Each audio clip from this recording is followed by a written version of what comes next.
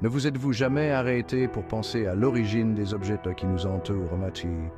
Chaque jour, nous utilisons des objets sans vraiment réfléchir à leur histoire ou à leur provenance. Ces objets, qu'ils soient simples ou complexes, sont le fruit de siècles d'innovation et de développement.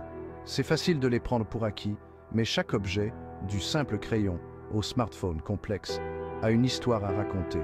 Prenons par exemple un crayon. À première vue, il semble banal, mais il a une histoire riche qui remonte à des siècles. De la mine de graphite découverte en Angleterre au XVIe siècle aux techniques modernes de fabrication, chaque étape a contribué à sa forme actuelle. Une histoire étroitement liée au contexte historique et géographique dans lequel il a été créé. Les objets que nous utilisons aujourd'hui sont le résultat de l'évolution technologique et des influences culturelles de différentes époques et régions. Par exemple, les smartphones modernes sont le produit de décennies de progrès en électronique, en informatique et en design industriel.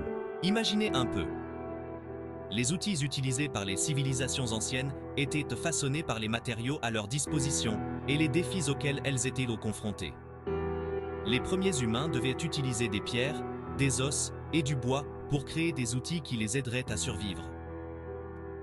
Ces outils primitifs étaient essentiels pour la chasse, la construction d'abris et la fabrication de vêtements. Une hache en pierre de l'âge de pierre nous renseigne sur les ressources et la technologie de cette époque. Les archéologues découvrent souvent des outils en pierre qui nous donnent un aperçu de la vie quotidienne de nos ancêtres. Ces objets nous montrent comment les premiers humains ont utilisé leur environnement pour répondre à leurs besoins. De la même manière, un gratte-ciel moderne reflète les progrès de l'ingénierie et de la construction de notre époque. Les gratte-ciels sont des merveilles d'ingénierie qui nécessitent des matériaux avancés, des techniques de construction sophistiquées et une planification minutieuse. Ils symbolisent la capacité de l'humanité à repousser les limites de ce qui est possible. L'environnement, avec son climat, ses ressources et ses caractéristiques géographiques, joue un rôle crucial dans la forme des objets. Les ressources naturelles disponibles dans une région déterminent souvent les matériaux utilisés pour fabriquer des objets. Par exemple, dans les régions où le bois est abondant, les gens ont tendance à fabriquer des objets en bois. Un filet de pêche d'une communauté côtière sera très différent d'une charrue utilisée dans un village agricole. Les filets de pêche sont conçus pour capturer des poissons dans des environnements marins, tandis que les charrues sont conçues pour labourer la terre et préparer les champs pour la plantation. Ces objets reflètent les besoins spécifiques et les conditions de vie des communautés qui les utilisent. Même au sein d'une même région géographique, les objets évoluent au fil du temps, reflétant les changements technologiques, culturels et les besoins sociétaux. Par exemple, les outils agricoles ont évolué avec l'introduction de nouvelles technologies comme les tracteurs et les machines de récolte. Ces innovations ont transformé l'agriculture et ont permis d'augmenter la production alimentaire. Comprendre le contexte historique et géographique des objets nous permet d'apprécier leur évolution et l'ingéniosité des personnes qui les ont créés. Les cartes anciennes et les chronologies historiques nous montrent comment les objets ont évolué au fil du temps. Elles nous permettent de voir les progrès réalisés et de comprendre les défis auxquels les gens ont été confrontés. Cela nous aide également à examiner de manière critique l'impact des objets sur nos vies et sur l'environnement. Les objets que nous utilisons ont un impact sur notre quotidien et sur la planète. En comprenant leur histoire et leur évolution, nous pouvons faire des choix plus éclairés et responsables. Par exemple, en choisissant des produits fabriqués de manière durable, nous pouvons réduire notre empreinte écologique et contribuer à la protection de l'environnement. On peut regrouper les objets en familles en fonction de leur fonction principale. Une de ces familles est celle des appareils de communication, dont le smartphone est un excellent exemple. Les smartphones ont révolutionné la façon dont nous communiquons entre nous. Accédons à l'information et naviguons dans le monde. Mais les téléphones intelligents ne sont qu'un membre de cette vaste famille. Pensez aux autres appareils de communication. Les téléphones fixes, les radios, les télévisions, les ordinateurs. Chacun de ces objets est apparu dans un contexte historique spécifique, répondant aux besoins de communication de l'époque. Au-delà de la communication, nous dépendons d'innombrables autres familles d'objets dans notre vie quotidienne. Ces objets, bien que souvent négligés, jouent un rôle crucial dans notre routine quotidienne et notre bien-être général. Prenons l'exemple des outils que nous utilisons pour nous déplacer, vélos, voitures, avions. Ces moyens de transport ne sont pas seulement des objets, ils sont des extensions de notre besoin de connecter des lieux et des personnes. Chacun de ces objets reflète l'évolution de notre besoin de vitesse, d'efficacité et de mobilité. Depuis les premières roues jusqu'aux véhicules électriques modernes, chaque innovation raconte une histoire de progrès et d'adaptation. Pensez aux objets qui meublent nos maisons, chaises, tables, lits. Ces objets ne sont pas seulement fonctionnels, ils sont aussi des expressions de notre style de vie et de notre identité. Ces objets apparemment simples ont évolué au cours des siècles, reflétant l'évolution des modes de vie, des préférences culturelles et des progrès technologiques en matière de matériaux et de fabrication. Par exemple, les matériaux utilisés pour fabriquer des meubles ont changé, passant du bois massif au composite moderne. Quelles autres familles d'objets pouvez-vous identifier? Pensez aux appareils électroménagers, aux gadgets technologiques et même aux vêtements que nous portons. Quelles sont leurs fonctions principales? Comment ces objets facilitent-ils notre vie quotidienne et améliorent-ils notre confort? Comment ont-elles évolué au fil du temps? Les objets que nous utilisons aujourd'hui sont le résultat de siècles d'innovation et de perfectionnement. En nous interrogeant sur ces questions, nous commençons à démêler la relation complexe entre les objets et les sociétés qui les créent et les utilisent.